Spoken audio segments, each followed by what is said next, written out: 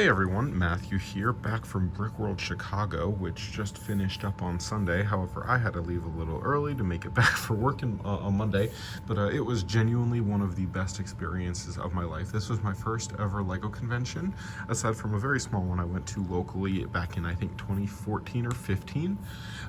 But this was just a genuinely incredible experience that if you're a LEGO fan and ever have the opportunity to go, I highly recommend you give it a chance. I met so many really awesome people and spent a lot of time with new friends and old. So without further ado, I want to get into showing you guys some of the really cool LEGO stuff that I got while I was at the convention. Now, if you don't know how it works, on Friday night of the convention, I think that's changed from years past, but they do something called the garage sale, which is where instead of companies or like bricklaying stores selling sealed sets, it is independent people who have rented out tables. Now what that means is the prices are usually going to be a little bit better, and in the case of most of the stuff I found, that could not be more true. So without further ado, I want to get into showing you guys that stuff. So let's start off with the minifigures. Alright, so starting off here, I got 5 retro Harry Potter minifigures. Ron Draco Peeves, who's a really cool minifigure because he was never actually, he never actually appeared in the movies. Snape with his very strange glow-in-the-dark head. If we can get that to focus. And then Dumbledore from the Chamber of Secrets, Dumbledore's office sets. Now, this is a line of figures that I've been kind of working on collecting over time.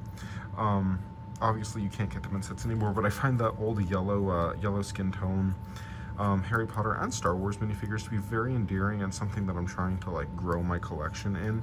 I already had Harry and Hermione from this, so I really only needed Ron, and this kind of completes most of the collection of the figures I want. I would like to get Hagrid at some point, and there's a couple others that I might try to track down, but I am quite happy to have found these guys. So let's move on to the next set of figures.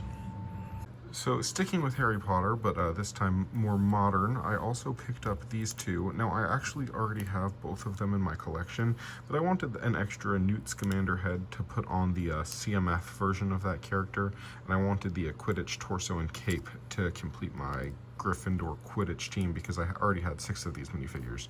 So nothing super exciting here, but they are exciting to me because they complete some stuff in my collection. Let's move on to some adventurer stuff. Now, if you don't know me, I am a huge fan of Indiana Jones, so I was very excited to find both of these older Indiana Jones minifigures from the 2008 line for, I think they were both under $5. I'm pretty sure he was 4 and he was 2 or 3. Now, I actually have both of these figures from when I was a kid, but my Indiana Jones's hat snapped right along the brim, so I needed a replacement anyway, and the Mutt Williams figure is just kind of lost to time. When I was younger, up through my teens, I'd make a lot of custom minifigures and Sharpie and just kind of brutalize my minifigures. So I don't really have as many as I'd like to, but I'm very happy to have these guys again. And sticking with the adventure theme, I also picked up this trio of minifigures who I have never had in my collection.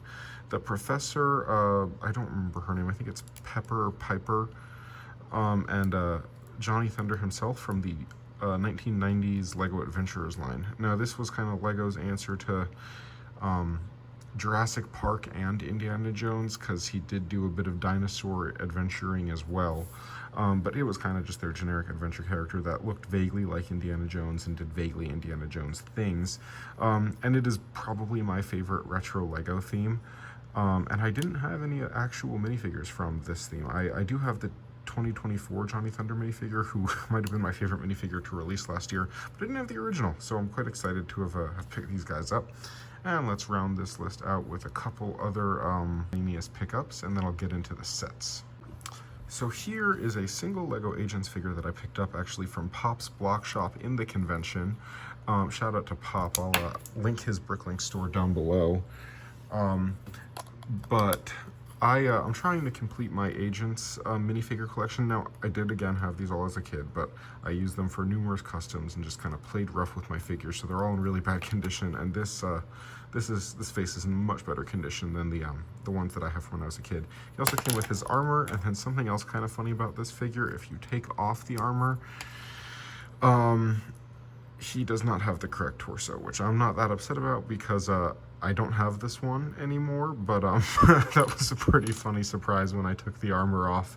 And then finally moving him off to the side, my, I think, luckiest pickup at the garage sale is this original 2006 Lego Obi-Wan Revenge of the Sith Obi-Wan minifigure.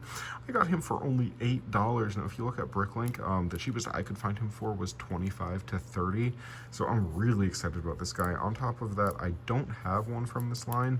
When I was a kid, I had the magnet versions of him and Anakin, so I'm really excited to finally have like an actual minifigure of this because Obi-Wan is my favorite Star Wars character. Now let's get on to some of these sets that I picked up. Starting a little small, while I was in Schaumburg for the convention, me and some of my friends went to the Lego store, all wearing our Z-Blob shirts. If you've seen on Sean's Instagram and YouTube, so of course I had to pick up the $10 Z-Blob set. Now somehow I hadn't gotten this one already, but it's a fun little build. I don't have a lot to say about it. I only built this one, and I honestly only got it because we were all wearing Z-Blob shirts, and I thought it was funny. But I did want to mention him in here, and also from the Lego store, and not built yet, but I did remove the minifigure. I got the new Bluey polybag, which I am so excited to have this minifigure. Never watched Bluey, but I do think it's a funny figure to have. All right, onto the actual sets that I got at the convention.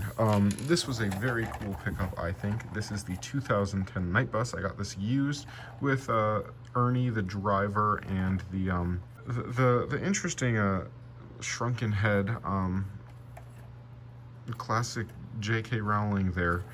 But I'm very excited to have this set again because I did have it as a kid and I was able to get this for $15. And I don't actually have a night bus built currently, so this will definitely be going on my shelf with my like classic, not classic, but with my Harry Potter display that's not at Hogwarts. So excited about that, but that is not the most exciting thing that I got at Brickworld Chicago. This is probably my favorite find of my whole trip. So one of my all-time favorite Lego themes is Knights Kingdoms 2. It was some of the sets I remember getting earliest, like I have my earliest memories with these sets as a kid, and I managed to pick up 2 of these, not sealed, but in very good condition. I say as the box is like, this top piece is kind of scraped off, but I was able to pick up 2 of these like kind of buildable action figures of Jaco and Raskus, 2 of the like knights from this line, and I'm so excited to have these again, and I definitely want to collect the other, I think I'm missing like 3 or 4 of the characters now, but these actually included trading cards, and they are all included in here along with the paper shields that these guys had for some reason. I think it was meant so they could like fight each other and knock the shields off, but I care more about just like, oh yeah, that is what it is. But I care more about just having these figures, so I'm really excited about these, and I got these for only $15 for the 2 of them, which felt like an amazing price. But let's take those guys out now. Now, if you're not familiar with these, they are similar to Bionicle, albeit a little harder to pose. And both of these, I think, are missing 1 piece each. He's missing this piece here, and then Jacob's missing it on his chest, but they are in really good condition. Play feature still works, thankfully, and I'm really excited to have these guys again, and I think this is kind of it might be starting a little collection coming up in the near future. But here is Raskus. These were very interesting figures back in the day. I do understand why Lego doesn't really do stuff like this anymore, but I do think they're a very fun product of their time. Let's put him there, and then here is Jaco, the Blue Knight. I love the shade of blue they used on this guy. I think he also probably has my favorite helmet design of the 4. And And he came with a nice gold sword, but yeah, you can see he's missing that piece there. But I think I might have these pieces in my collection because I definitely had all these guys as a kid. But very strange early 2000s Lego that didn't really seem to catch on all too well. But I'm very happy to have them again nonetheless. And that kind of concludes my my Brickworld Chicago haul. As you can see, I've got everything all laid out right here. I did get a couple other things, but most of it wasn't Lego. At a local comic store, though, I did happen to find this guy who I don't have in my collection. He didn't have his helmet, unfortunately, but he was only $2 or $3 if I recall correctly. So he'll be a nice thing to have alongside the rest of my Knights Kingdom collection that I'm trying to reamass, since I don't have many of them anymore from my childhood. But yeah, let me know what you think of everything I got down below, and thank you very much for watching. I'll see you guys next time.